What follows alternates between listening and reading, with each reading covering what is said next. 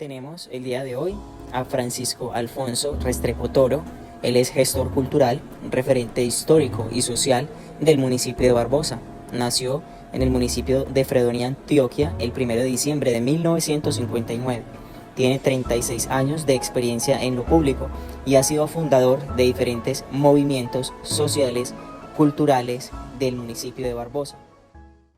Bueno, tenemos entonces en este momento a nuestro invitado especial, Francisco Restrepo Toro. Es la persona que hemos elegido para contarnos un poco acerca de la violencia política en nuestro país y también en este caso del municipio de Barbosa. Pacho, bienvenido a este espacio.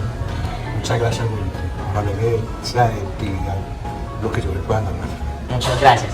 Bueno, vamos a entrar en materia. Entonces, dentro de lo que fue la violencia política en nuestro país, tenemos unos escenarios que fue 1936, 1945, 1960 y 1991, y es importante de pronto, como desde tu experiencia o desde lo que te han contado tus antepasados, familiares, en fin, nos puedas como contar algunas de esas experiencias que se vivieron, pero también intentar acercar algunas preguntas puntuales como un paralelo con lo que como lo que vivimos en la actualidad.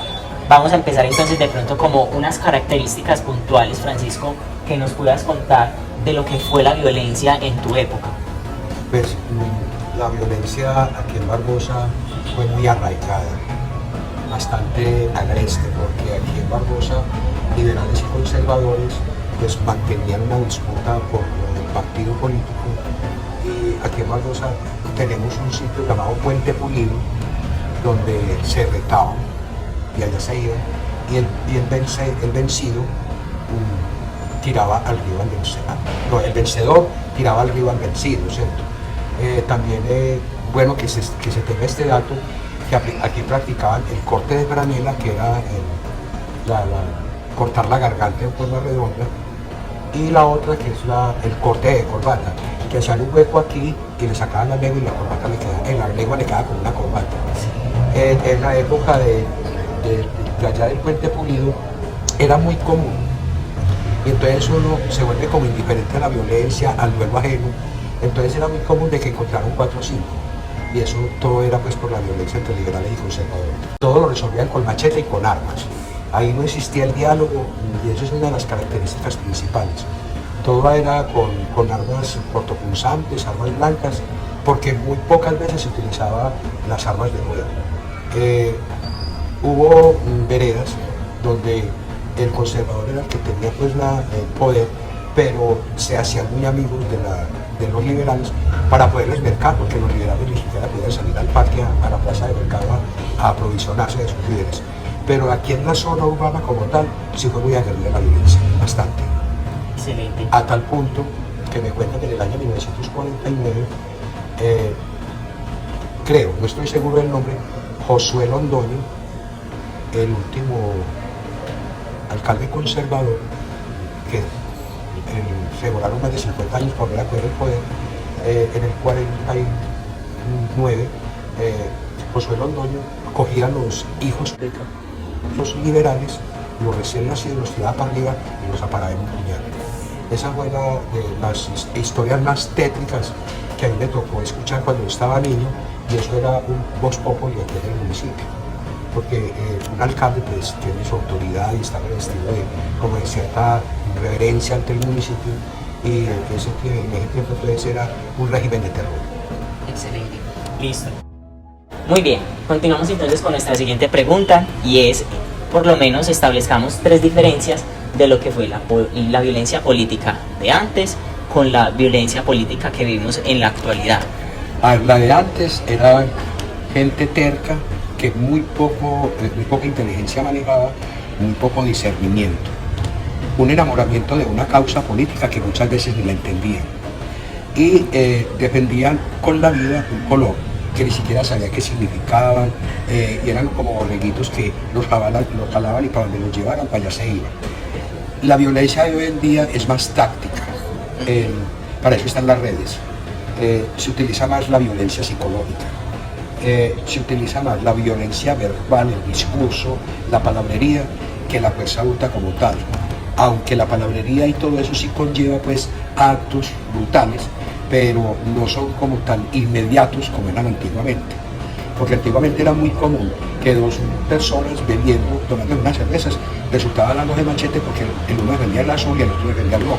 Hoy en día no, hoy tienen mucho más argumentación, la ciencia ha avanzado mucho, la internet da mucho conocimiento, hay más poder de discernimiento y hoy en día se está aplicando más el sentido de la tolerancia, aunque en buena parte, pero no en toda, porque se están defendiendo mucho las diferencias, ¿cierto? Muy bien. Entonces, vos ver la luna cuadrada y yo la veo redonda, pero entonces es tu forma de verla y es la forma de verla. Y que no sirva eso, pues, como para que nosotros dos entremos en disputas o que nos matemos por una forma de ver una misma cosa.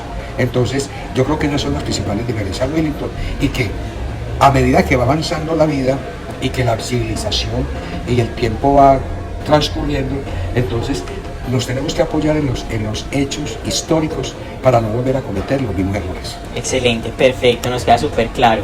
Don Francisco, bueno, y cuéntenos, ya tenemos claro unas diferencias, pero de pronto ahondar en esas modalidades de violencia que fueron en su época con la actualidad, ¿cuáles podríamos identificar que eran las principales? Sí, decíamos antiguamente se enamoraban de una causa colectiva sin entenderla, ¿cierto? Hoy por hoy, y la historia contemporánea aquí en Barbosa y en Colombia nos ha mostrado de que hay otra clase de modalidad que es la de violencia, que es yo la llamaría violencia territorial, Sí. porque tenemos por ejemplo los desplazamientos que la guerrilla ha hecho a la población civil, y aquí en Barbosa en el año 99 y 2000 se presentó la catástrofe de La Chorrera, que fue un desplazamiento masivo, y de Mocólogo, que fue una catástrofe con 108 personas muertas. Entonces podríamos hablar de la parte del territorio cuando se trata de guerrilla con población civil, o hablar de plazas cuando se trata de las bandas, donde hacen lo de las fronteras invisibles, que aquí en Barbosa también las ha habido, y han habido muertos por eso, como por lograr el dominio de la plaza concreta, porque las bandas sí defienden, son muy territoriales y defienden pues su fuente de ingresos, ¿cierto? Don Francisco, y de esa violencia de su época podemos identificar algunos actores, o sea, quiénes eran las personas que tenían en sus manos o ejecutaban esa violencia política, y con las que vemos hoy en día, cuáles son esas personas y esos roles que podemos identificar hoy en día y en la antigüedad.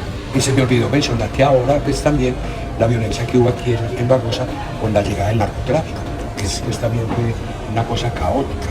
En esa época del narcotráfico, lamentablemente, uno de los principales actores fue el alcalde, el exalcalde, que en paz descanse, hablando del cuerpo y no del alma, León Jairo Carmona Molano, porque a ese no le gustaba una persona, la señalaba, entonces amanecía muñequeada.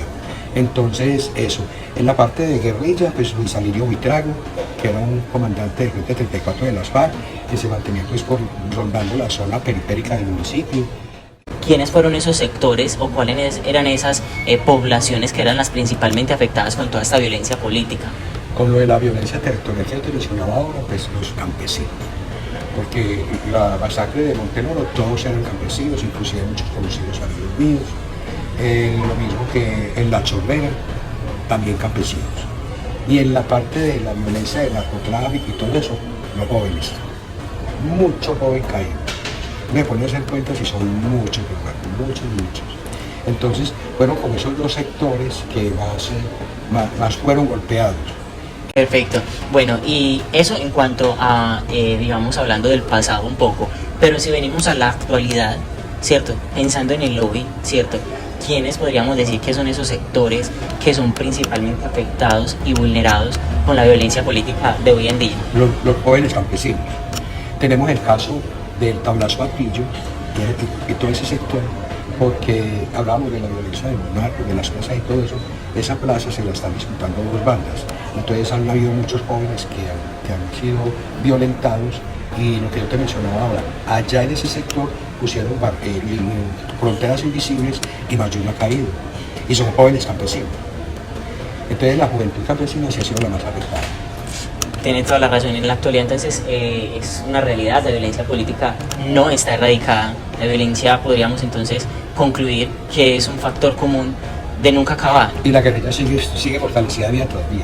Así hagan los procesos de paz, así haya aparecido la JEP, así el presidente Petro, que es de izquierda, pues quiera llegar a consensos muy reales con la guerrilla.